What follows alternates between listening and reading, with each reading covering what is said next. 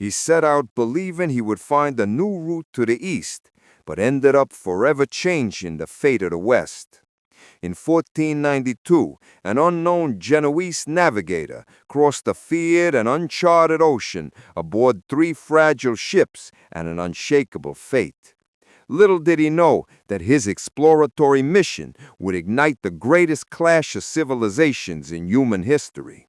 This is the true story, without embellishments, of a man seen by some as a hero and by others as a destroyer.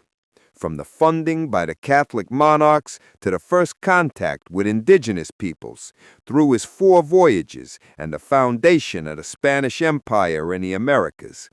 Get ready to discover the real Christopher Columbus, far from the myths, close to the facts, because understanding how it all began is essential to understanding the world we live in today. In the late 15th century, Europe was undergoing a period of transition. Kingdoms were seeking new trade routes, the map of the world remained incomplete, and the Atlantic Ocean was feared as a near impassable boundary. It was in this context that a Genoese navigator, with ideas considered absurd for his time, decided to challenge geographic certainty and sail into the unknown. Believing he could reach the east by heading west, he convinced the powerful crown to fund his journey. Unknowingly, he would spark one of the most impactful events in world history, a voyage that would forever alter the fate of entire continents. Christopher Columbus was born between 1450 and 1451 in the port city of Genoa, then an independent republic and one of the most important maritime centers in Europe. The son of a local weaver and merchant, he grew up in modest surroundings, immersed in the rhythm of ships constantly arriving and departing from Mediterranean trade routes. From a young age, he was drawn to the sea, fascinated by the idea of adventure and tales of distant lands. His exposure to sailors and merchants planted the first seeds of an obsession that would stay with him for life. At the time, trade with the East brought immense wealth, but the overland routes were increasingly difficult and dominated by Muslim intermediaries. This blockade fueled the desire to find alternative paths by sea. It was in this context that Columbus formed his boldest conviction. It was possible to reach the East by sailing west. As a young man, Columbus worked as a deckhand and later as a sailor aboard Genoese and Portuguese merchant ships. He took part in expeditions along the African coast and sailed as far as England, gaining valuable nautical experience for the era. During these voyages, he was exposed to Atlantic navigation techniques that were still evolving under Portuguese advancements.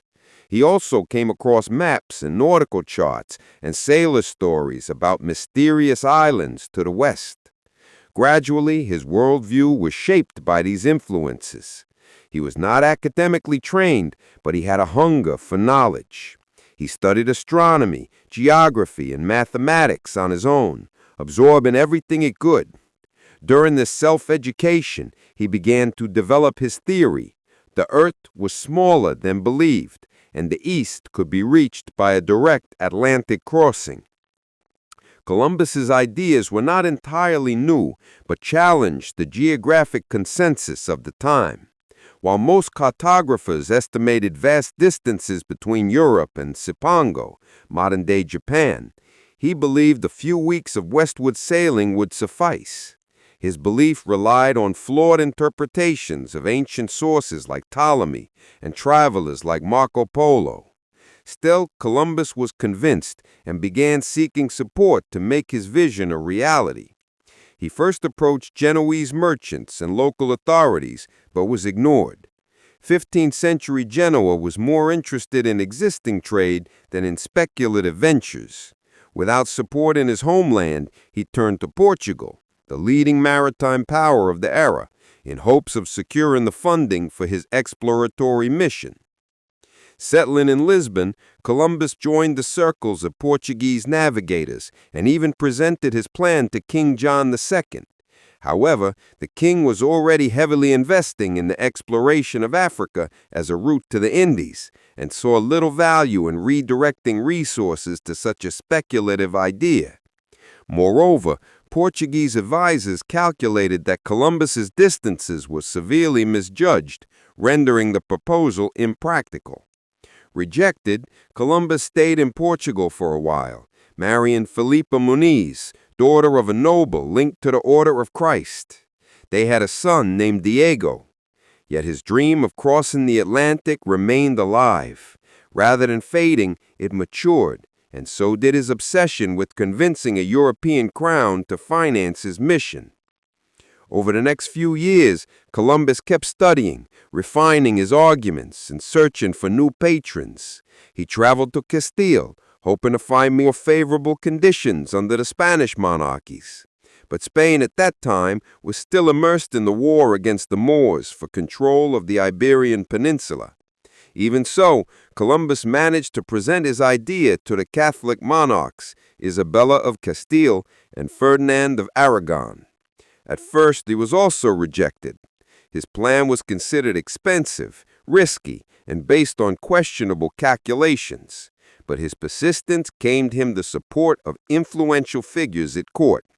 Among them was Friar Juan Perez, who intervened on his behalf and reopened dialogue with the monarchy. It was the beginning of a long negotiation that brought Columbus to the edge of both failure and fame. While the Catholic monarchs reconsidered his proposal, Spain reached a turning point, the conquest of Granada in 1492, ending centuries of Muslim presence in Iberia. With the territory unified and the war over, the monarchs looked for new ways to expand their power and influence. It was a perfect moment for boldness. Columbus resubmitted his plan, now with more political backing and strategic arguments. If he was right, Spain could reach the east before Portugal and dominate the spice trade. His expedition also promised wealth, the Christianization of indigenous peoples, and an expansion of the Catholic faith. These appeals resonated with the expansionist spirit taking hold in Spain. Finally, in April 1492, after years of persistence, the Catholic monarch signed the Capitulations of Santa Fe, officially endorsing his journey. The capitulations granted Columbus the title of Admiral of the Ocean Sea, along with privileges such as viceroyalty over any discovered lands and a share of commercial profits. It was a generous reward for a man with no noble title or royal lineage. Still, it was clear that the mission's success was uncertain, and for that very reason, bold. With the agreement in hand, Columbus began organizing his first expedition. He recruited sailors, purchased supplies, and oversaw the preparation of the 3 ships that would cross the Atlantic, the Santa Maria, the Pinta, and the Niña. In August 1492, from the port of Palos de la Frontera, a modest fleet departed the Spanish coast toward the unknown. None aboard could have imagined they were about to enter world history. The small fleet, led by Christopher Columbus, departed from the port of Palos on August 3, 1492, heading first to the Canary Islands, Europe's last known stop before the open sea. After minor repairs to the Pinta's rudder, the ship set out into the unknown on September 6th. Commanding the Santa Maria, Columbus kept a meticulous logbook, recording wind patterns, directions, and the crew's morale. Days passed at open waters with no land in sight, and fear grew among the sailors. Many believed they would never return to Spain. Tension mounted as time went on with nothing on the horizon. To avoid mutiny, Columbus deliberately underestimated the distances sailed in his reports to the crew. Crossing the Atlantic Ocean was unprecedented and involved unknown risks. Contemporary maps offered no accurate information about the West, and many feared they might fall off the edge of the earth or encounter sea monsters. Yet the trade winds blew steadily in their favor, quickly pushing the ships far from the European coast.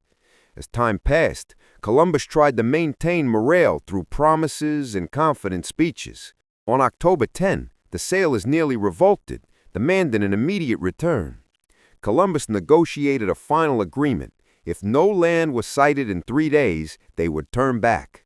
On October 12, 1492, at dawn, Rodrigo de Triana, a sailor aboard the Pinta, shouted, "Land!" They had reached an island in what would later be known as the Bahamas. The landing took place on an island Columbus named San Salvador, though the local inhabitants knew it by another name. This moment marked the first documented contact between Europeans and indigenous peoples of the Americas. Columbus and his men encountered peaceful natives who lived by fishing, farming, and gathering. Noticing the gold ornaments worn by some, Columbus believed greater riches awaited on nearby islands. In his diary, he described the natives as generous, innocent, and easily convertible to Christianity.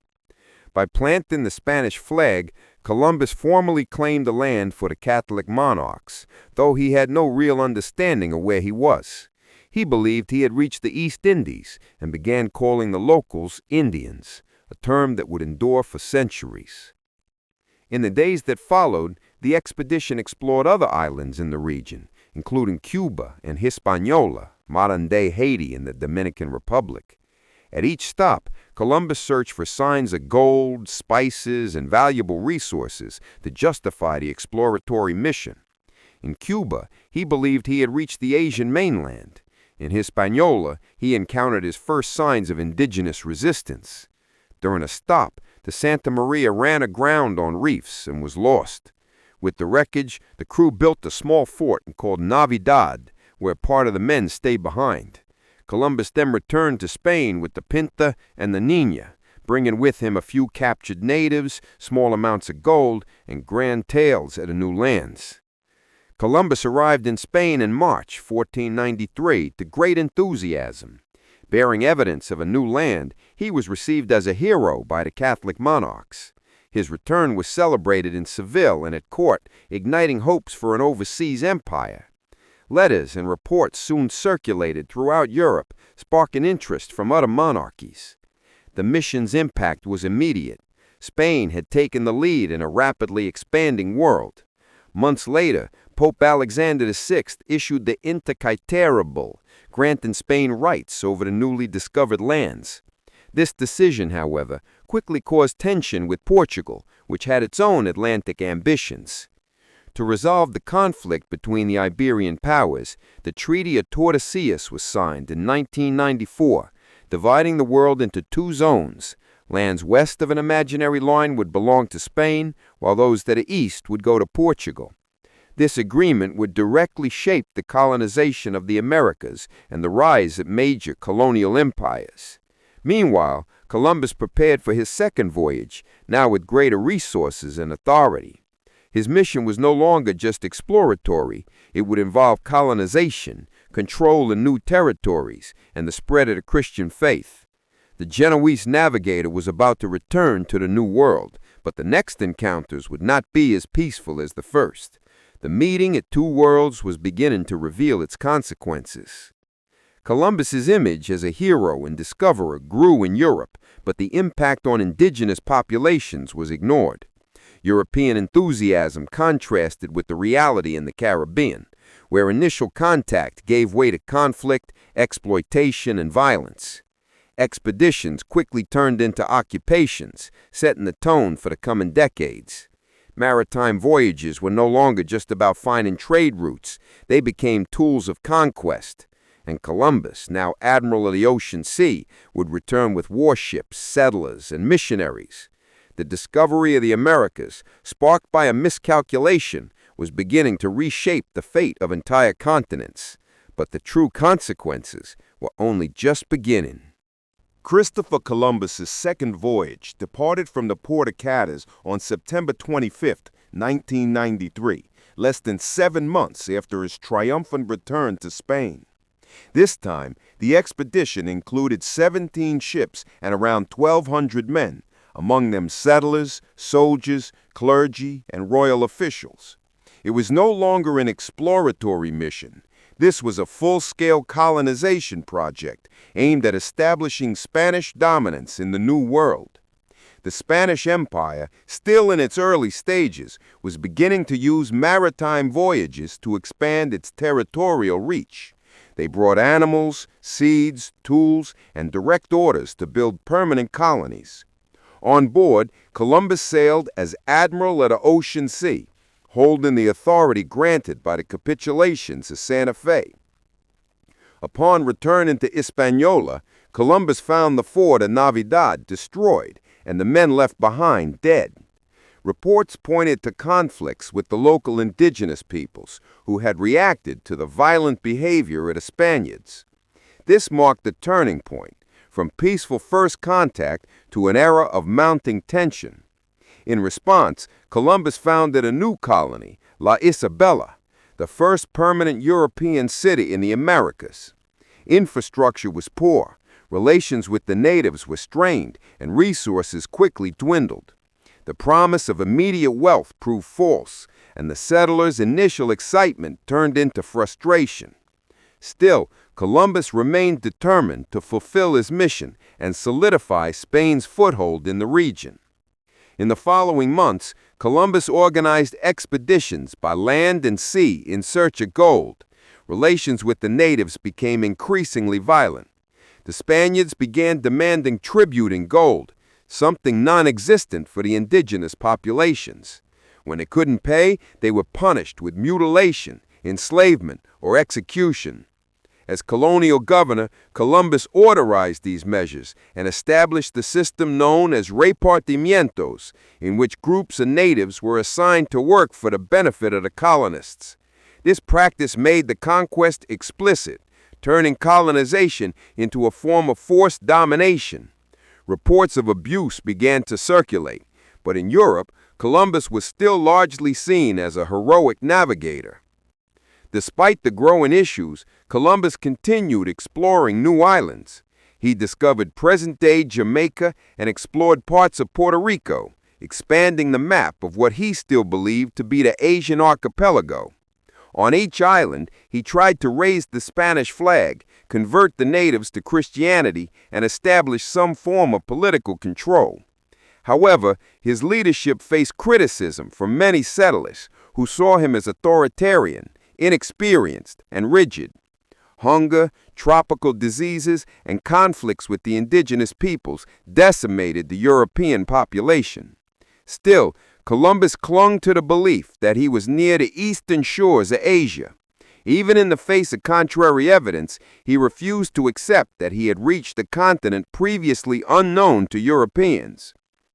In 1494, Columbus organized gold mining operations in Cibao, in the interior of Hispaniola. To maintain productivity, he intensified the forced labor of indigenous peoples.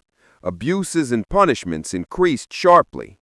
Many local communities fled to the mountains or rebelled.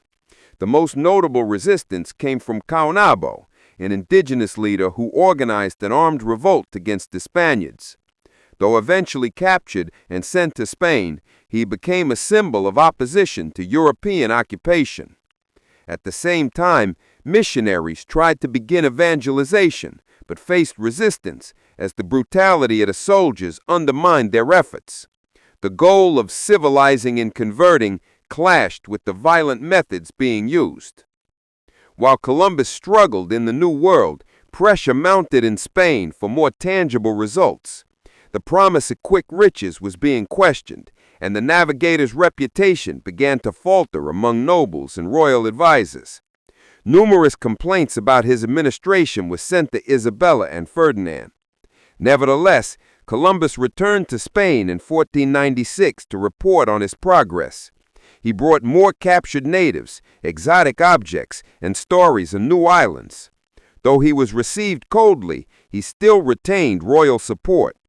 His reports continued to feed the European imagination about the New World, even if they didn't fully reflect reality.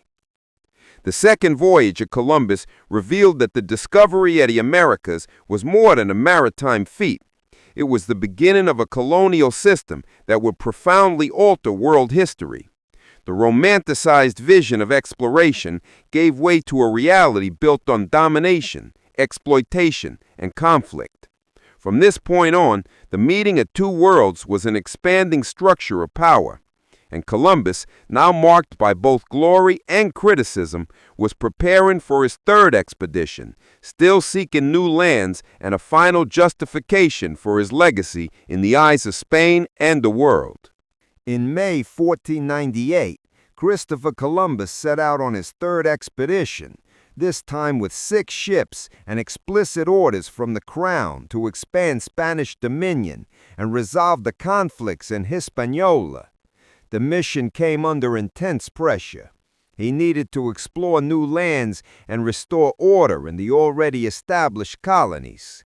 For the first time, Columbus chose a more southern route, steering away from the familiar Caribbean islands.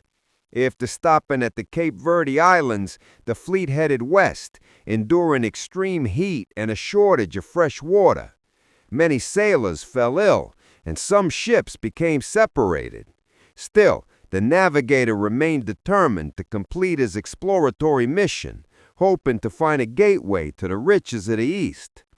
After weeks at sea, the expedition sighted a large landmass, unlike the islands previously encountered.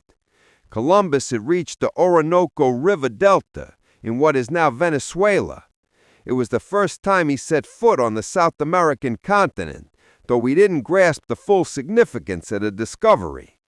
Observing the strength of the fresh water flowing from inland, he deduced this was not an island, but part of a vast mainland. Even so, he remained convinced he was near Asia. He briefly explored the area, naming features and gathering information. Encounters with local indigenous peoples were short and sparsely documented, but once again marked by a posture of territorial claim and dominance. After exploring the coast, Columbus returned to Hispaniola and found the colony in chaos. Tensions between Spanish settlers and the indigenous population had intensified. Many colonists accused the admiral of poor governance, favoritism, and authoritarian rule. The promised wealth had not materialized, and hunger, disease, and conflict made life unbearable. In addition, Columbus and his brothers were accused of ruling despotically, issuing harsh punishments, and making arbitrary decisions. The natives, meanwhile, were increasingly subjected to forced labor and the destruction of their communities. Colonization, once presented as civilizing, now revealed a pattern of systemic brutality and oppression. Complaints reached the Spanish court with growing urgency. Reports from settlers and missionaries described an ungovernable situation under Columbus's leadership. In response, the Catholic Monarchs took action. They appointed a royal investigator, Francisco de Bobadilla, with authority to examine the accusations and, if necessary, replace the admiral. Bobadilla arrived in Hispaniola in 1500 with full royal powers. After gathering testimony and assessing the situation, he arrested Columbus and his brothers Bartolomeo and Diego, sending them back to Spain in chains. The public image of the navigator was beginning to collapse. The same man once welcomed as a hero was now viewed with suspicion by the very crown that had financed his journeys. In Spain, Columbus's arrest caused surprise, but not outright condemnation. Many still recognized his achievements and believed the accusations might be exaggerated. The Catholic monarchs, though they didn't reinstate him fully, released him and allowed him to retain some of his titles. However, they stripped him of political control over the colonies. Columbus would no longer govern the new lands. This marked a symbolic shift. The age of entrepreneurial explorers was given way to direct royal administration. The Spanish Empire began organizing itself with formal institutions, seeking more stable and centralized control over its colonies. And Columbus's role was reduced, little by little, to that of a symbol, no longer a leader. Even removed from power, Columbus did not give up on his original vision. He remained convinced that he had found a route to the east and lobbied for another expedition. For years, he pleaded with the Catholic Monarchs for a new opportunity to explore what he believed was the true path to Cipango in Asia.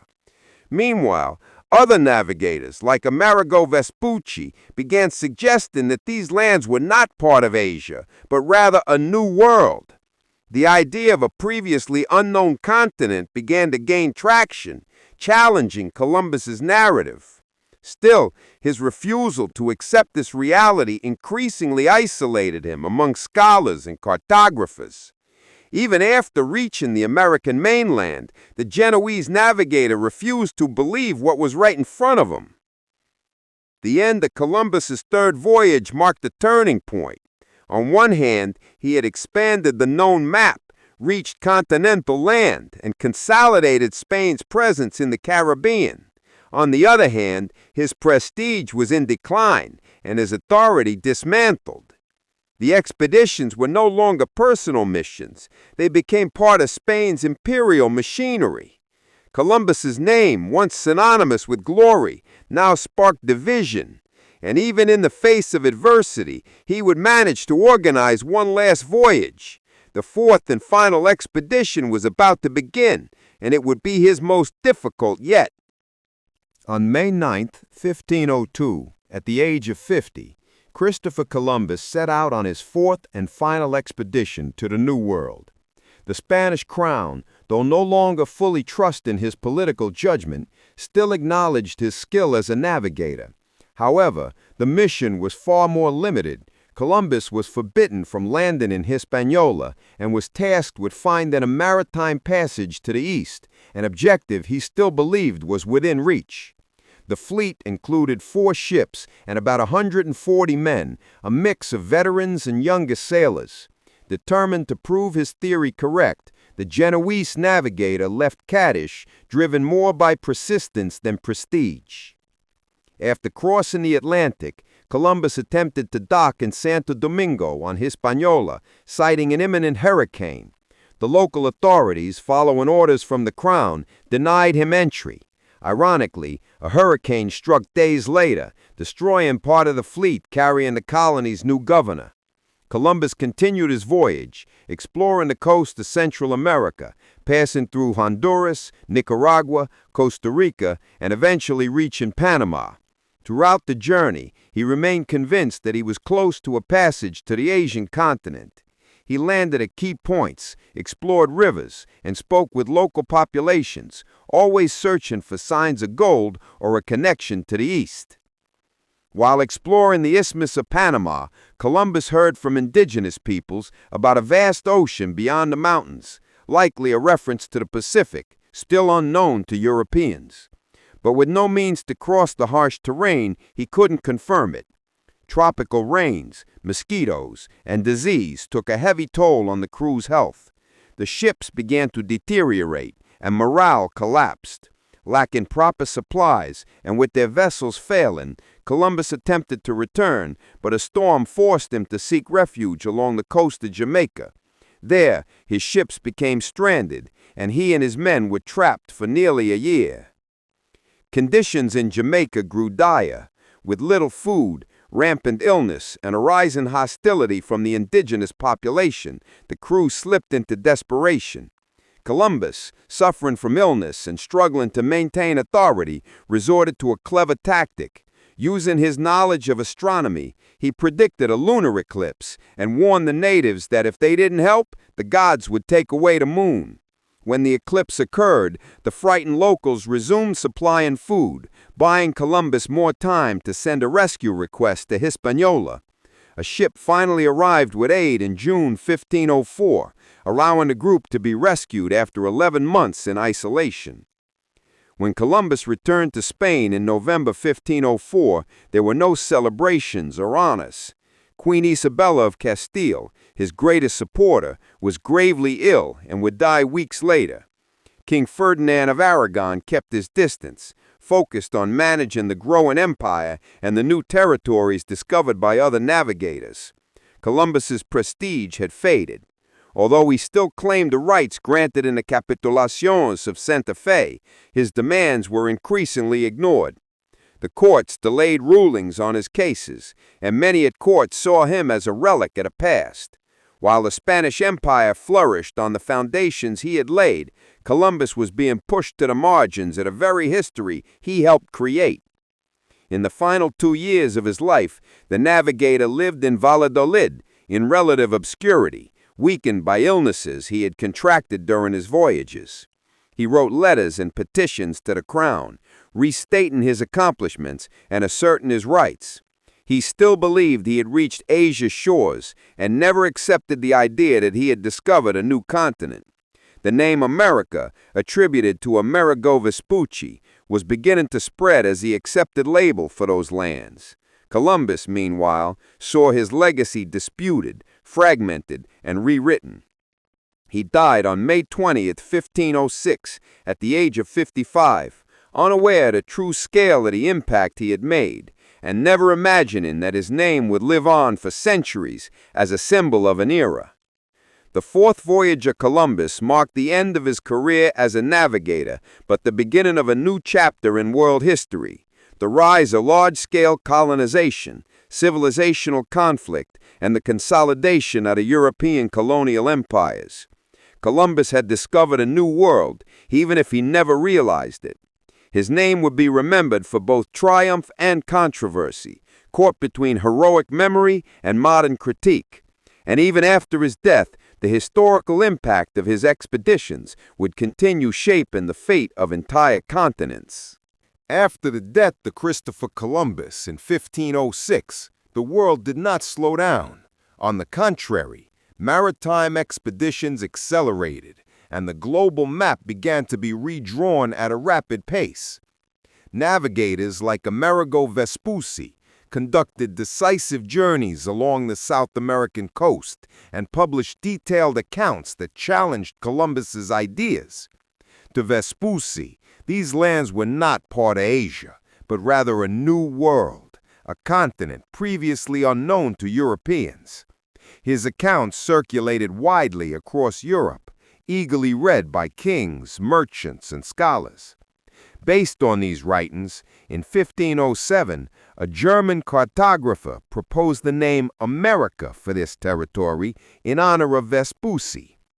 Meanwhile, the Spanish Empire was consolidating its presence in the Caribbean and expanding toward the mainland. In 1513, Vasco Núñez de Balboa crossed the Isthmus of Panama and became the first European to lay eyes on the Pacific Ocean from the American side, confirming that a vast body of water separated these lands from Asia. Columbus's dream of a westward route to the east was dissolving in the face of geographical reality. Even so, the structure he had initiated, voyages financed by the monarchy with commercial, religious, and expansionist goals, became the dominant model for European expeditions. Columbus's actions laid the groundwork for centuries of colonization, conquest, and global domination. Over time, Columbus's figure took on different interpretations. In the 16th century, he was celebrated as the great discoverer of new lands, the man who paved the way for Spain's glory. His expeditions were taught as examples of courage and faith.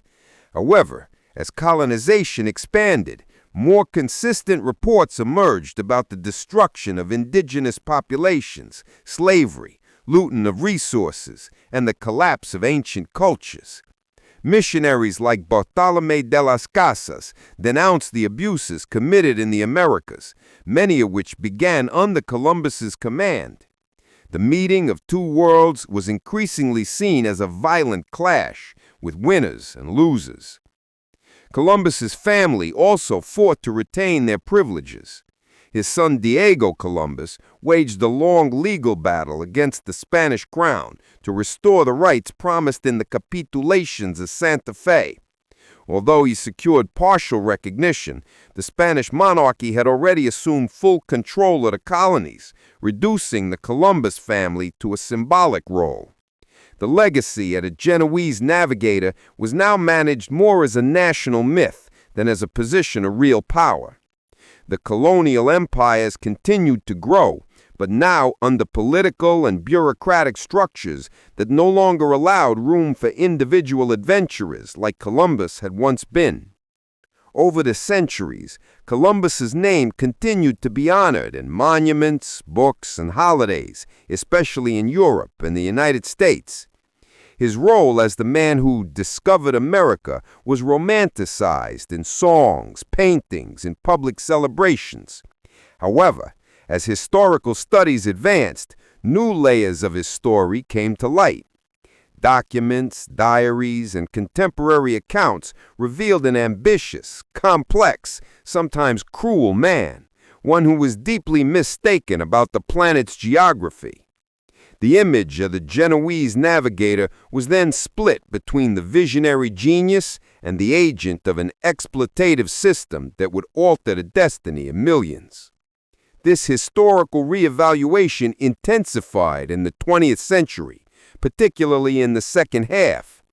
Social, academic, and indigenous movements began to question the meaning behind celebrations associated with Columbus. The discovery of the Americas, once hailed as a milestone of progress, came to be viewed as the beginning of centuries of genocide, slavery, and dispossession. Many countries and cities restructured their calendars, replacing Columbus Day with commemorations honoring indigenous peoples. The debate grew, and Columbus's name became central not only in textbooks but in political discourse, public protests, and cultural reinterpretations. His legacy became a battlefield between memory, truth, and responsibility. Still, the historical impact of his expeditions is undeniable. The voyage of 1492 marked a new era in world history, the age of global connections, when the world ceased to be fragmented into isolated regions and became increasingly linked through trade routes, colonial networks, and cultural exchanges, often violent. Columbus, with all his flaws and achievements, was the first link in that chain. The man who died not knowing where he had arrived had in fact changed the course of humanity. Yet the way the world remembers him and the consequences of his actions continues to be reassessed century after century. With the death of Christopher Columbus, the process he had set in motion didn't end, it accelerated. The Caribbean, the first stage of his expeditions, quickly became a strategic base for the Spanish Empire. Hispaniola, Cuba, and Puerto Rico were transformed into administrative and military hubs for new campaigns heading deeper into the continent. These islands became launch points for the conquest of vast regions in the Americas. The colonization models tested by Columbus with forced resource extraction and indigenous subjugation were replicated and expanded. The logic of colonization, now increasingly institutionalized, became a well-oiled machine serving European power. Gradually, a new type of society began to take shape in the colonies, marked by racial, economic, and cultural hierarchies. The encounter between Europeans, indigenous peoples, and later enslaved Africans gave rise to hybrid social structures. Racial mixing was evident, but power remained in the hands of the colonizers. The encomienda system, which replaced Columbus's repartientos, institutionalized the use of indigenous labor for the benefit of Spanish settlers. These practices reinforced the cycle of domination that had begun with the first landings in 1492. Though transformed, Columbus's legacy remained the foundation of the colonial order. Meanwhile, new maritime voyages ventured into unexplored regions of the Americas. Hernán Cortés advanced into Mexico, and later Francisco Pizarro would conquer Peru. The routes created by Columbus were now used to transport soldiers, missionaries, enslaved people, and trade goods. The Atlantic Ocean, once a barrier, became a bridge. Atlantic navigation, once based on intuition and bravery, now involved more refined techniques, updated maps, and strategic ports. The South Atlantic also came into focus, with the Portuguese exploring it under the terms set by the Treaty of Tordesillas. The world was now being organized by invisible lines drawn by empires. Columbus's image, though no longer politically active, continued to be used as a symbol of pioneering and expansion. Monarchs, chroniclers, and clergy invoked his name to legitimize European domination. In official documents, he was referred to as the discoverer of the West Indies, and his story served as a model for new navigators. His name appeared on maps, royal decrees, and geographical treatises. The Genoese navigator became a mythic figure surrounded by narratives of faith, courage, and divine mission. Even though his failures were known, imperial propaganda preferred to emphasize his achievements, omitting contradictions and controversy. This symbolic construction also served political purposes. Spain used Columbus's memory to assert its primacy in overseas expansion. By presenting itself as the direct heir of his journey, the Spanish crown reinforced its claim to the new lands. Other nations, like Portugal, England, and France, began to challenge that narrative. Columbus's name appeared in diplomatic disputes, with different versions of his story used to suit each side's interests. The historical impact of his voyages, therefore, wasn't confined to the past. It was actively used in the present, as part of the struggle for legitimacy and geopolitical power. In popular culture, Columbus began to appear in biographies, hymns, and religious ceremonies. His role as the discoverer was solemnly celebrated, especially on anniversaries of his arrival in the Americas. The memory of his expeditions gained almost sacred status in certain regions, fueling Europe's imagination about the New World. Meanwhile, in the colonies, his presence was less idealized. For many indigenous peoples and enslaved Africans, Columbus's name symbolized the beginning of an era of oppression. Multiple interpretations of his legacy were already in motion, foreshadowing the debates that would erupt centuries later. This political and symbolic use of his image would persist into the modern era. Columbus was more than a man. He was a tool.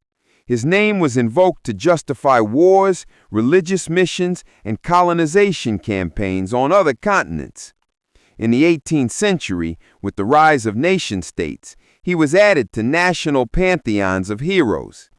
Statues, cities, and even countries were named after him. But beneath the glory, the marks left by his actions remained visible in the social, economic, and cultural structures of the American continent. The man who sought the East had, unwittingly, inaugurated a far more complex West. In the 19th century, with the rise of modern nation-states and the growth of nationalism, the name of Christopher Columbus gained new momentum. Countries sought founding heroes who embodied their values and aspirations, and Columbus was reimagined as a symbol of bravery, vision, and conquest. Spain promoted him as the man who paved the way for its global empire. Italy, his birthplace, began claiming him as national heritage. But it was in the United States that his image was most strategically reconstructed. In the search for national identity and unity, Columbus was adopted as the discoverer of America, a figure capable of linking the Old World with the New World ideal of liberty. The massive wave of Italian immigration in the late 19th century also played a key role in popularizing Columbus in the United States. Amid widespread discrimination and xenophobia against Italians, public figures and community leaders began to exalt Columbus as a way to integrate Italians into the American narrative. His Genoese origin was promoted as proof of Italy's contribution to the greatness of the nation. In 1892, on the 400th anniversary of the discovery of America, the U.S. government organized national celebrations, including parades, monuments, and speeches. The date was transformed into a celebration of American identity, and Columbus became part of a national ideal. The symbolic peak of this process came in 1937, when President Franklin Roosevelt officially declared Columbus Day a national holiday in the United States. The celebration was not only historical, but political. It tied the origin story of the nation to values like courage, faith, and progress. Monuments were erected across the country. Cities, avenues, and even a federal district, Columbia, bore his name. In schools, Columbus was taught as the man who discovered America and ushered in civilization in the New World. This construction largely ignored the devastating impact of his expeditions on indigenous peoples, framing the past as an uncontested triumph. Still, the myth persisted. In many American countries, Columbus remained revered as a national hero. Public squares, holidays, and official commemorations upheld the traditional narrative. The conflict between memory and historical truth intensified. On one side, Columbus was seen as the visionary who connected two worlds. On the other, as the agent of one of the greatest cultural destructions in history. This debate wasn't just academic. It played out in public policies, school curriculums, monuments, and protests. The legacy of Columbus, therefore, fully entered the realm of symbolic and ideological conflict. The controversy grew in the final decades of the 20th century, with public actions challenging monuments and tributes to Columbus. Indigenous groups and activists began organizing alternatives to Columbus Day, promoting Indigenous Peoples Day instead. The debate spread across the Americas, from Argentina to the United States, and put the official version of history into question. In many cities, statues were removed, plaques were changed, and holidays were reconsidered. Columbus was no longer just a character from the past. He had become a mirror of the present, reflecting the ongoing conflicts over identity, memory, and justice in the modern world. In the 21st century, the figure of Christopher Columbus became central in debates about history, memory, and identity. Across many parts of the world, especially in the Americas, his image came under intense scrutiny. Statues, once celebrated as national pride, began to be seen by many as symbols of colonial violence. Public protests called for the removal of monuments, renaming of cities, and changes to school curricula. In the United States, for instance, Columbus Day was officially replaced by Indigenous Peoples Day in several states. What was once a unanimous celebration had become an open dispute over the meaning of the past. The toppling of Columbus statues gained momentum through social movements in the 2010s, particularly during protests like Black Lives Matter. In cities such as Los Angeles, Minneapolis, Bogota, and Buenos Aires, activists removed, defaced, or destroyed monuments dedicated to the navigator. These actions were not just about Columbus. They symbolized a broader rejection of colonial legacies and the historical exclusion of indigenous peoples. On social media, images of these acts circulated in real time, sparking global conversations. Columbus was no longer just a historical figure, but a contested icon, revered by some, rejected by others. This movement was also reflected in education. Many school systems began revising how the history of colonization was presented to students. The old heroic narrative of the discovery of America began to be replaced by more critical perspectives that included the voices and experiences of indigenous peoples. Teachers began portraying Columbus not as the man who discovered a continent, but as the first agent of a process that led to genocide, slavery, and cultural erasure. This shift wasn't about erasing history, but about contextualizing it, revealing the complex and often painful layers behind a global event. Technology played a decisive role in this reinterpretation. Platforms like Twitter, YouTube, TikTok, and Instagram became spaces where young people and scholars debated Columbus's legacy in accessible, viral formats. Documentaries, Podcasts and short videos explain the background to his expeditions, the politics of colonial empires, and the long-term effects of colonization. This digital amplification allowed the debate to move beyond academic circles and reach millions around the world. Columbus, once remembered through books and monuments, now appeared on phone screens as a symbol of a past still being reckoned with. Despite the wave of revisions, the name Columbus remains present in many parts of the world. Cities like Cologne in Panama, Colombo in Sri Lanka, and Columbus in the U.S., along with schools, universities, and even spacecraft, still bear his name. Many of these names were chosen during times when the navigator was seen only as a hero, without question. Today, however, there is growing effort to contextualize these tributes. Informative plaques, artistic reinterpretations, and educational programs aim to explain not only who Columbus was, but what he represents. The focus has shifted from the individual to the historical system he came to symbolize. The debate surrounding his image also reflects broader changes in how societies deal with their histories.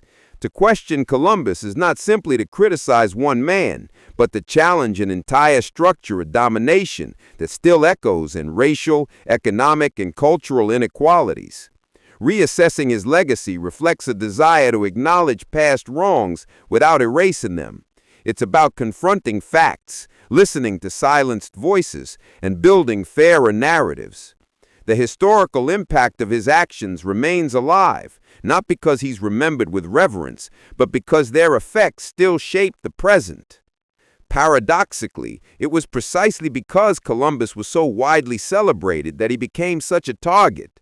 His transformation into a universal hero made him a focal point for new generations demanding transparency, justice, and balance in collective memory.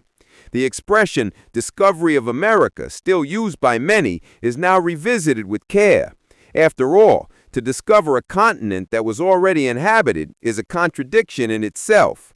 Columbus, therefore, remains center stage, not as an untouchable myth, but as a figure who forces humanity to revisit its origins, its failures, and the paths it must still walk. The journey of Christopher Columbus, begun on the docks at Genoa and ending in the courts of Spain, stands as one of the most pivotal transitions between the medieval world and the modern era. When he set sail into the unknown in 1492, he didn't just shorten geographical distances, he collapsed cultural, religious, and economic barriers that had separated continents for millennia. His maritime voyages laid the groundwork for the first global network of exchanges, of goods, ideas, diseases, and people.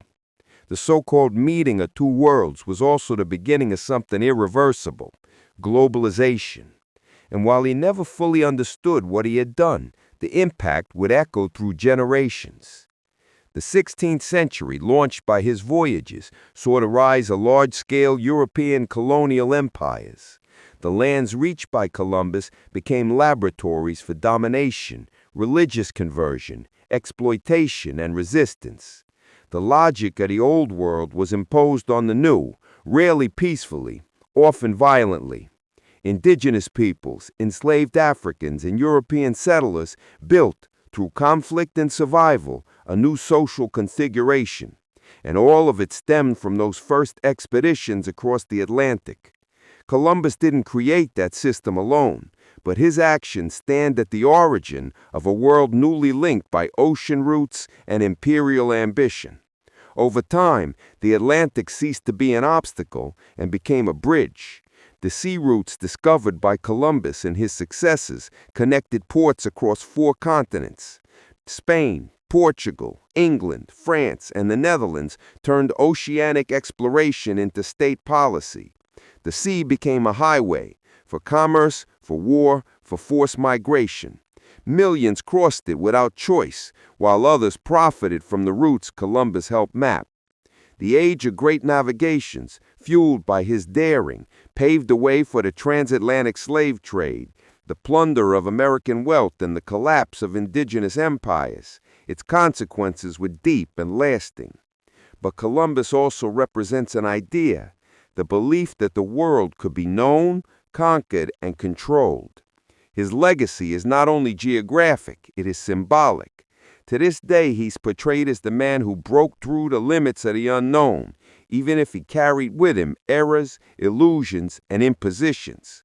The Genoese navigator was not the first to cross uncharted seas, nor the only one to imagine the impossible, but he was the line between two ages, between the closed world of the Middle Ages and the expansive ambition of European modernity.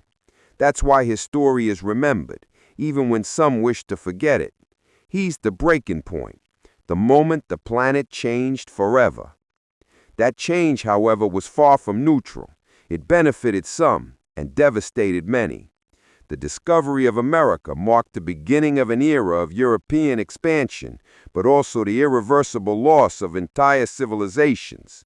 Columbus, the symbol of that turning point, is remembered with both reverence and revulsion. His life was full of contradictions, glory and imprisonment, faith and ambition, curiosity and destruction. His image shifts between hero and villain, depending on who tells the story. And perhaps that's what makes him so enduring, because he embodies all the contradictions of the modern world. He is both the seed and the shadow of globalization. Today, more than 500 years later, we continue to live with the effects of that crossing. The boundaries between continents are now imaginary lines, crossed by planes, data cables, and financial flows. The logic of domination and expansion, initiated by Columbus's expeditions, has changed but not disappeared. The debate surrounding his image revealed deeper questions about the world built after him.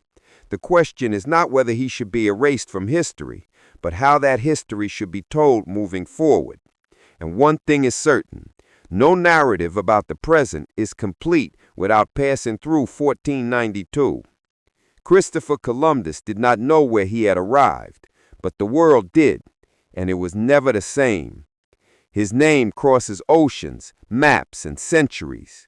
It represents both beginning and collapse. To some, he's a symbol of discovery, to others, a tragedy, but in all cases, he cannot be ignored. The waves he cut with his caravels are still in motion, not in the sea, but in memory. And every time we revisit his path, we revisit the origins of the modern world, a world of exchange, of collision, and layered legacies, a world where past and present still collide. The story of Christopher Columbus is not simple. It doesn't fit neatly into labels like hero or villain. It's a real-life journey marked by ambition, faith, mistakes, courage, power, and deep consequences. His expeditions crossed oceans, but also crossed centuries, shaping empires, redrawing maps, and leaving lasting marks on entire peoples. Even today, the world continues to experience the aftershocks of what began in 1492. To discuss Columbus is to discuss the birth of the modern world, and to understand his story is to understand a part of our own. If you enjoyed this dive into history, leave a like, subscribe to the channel, and turn on notifications to keep following along.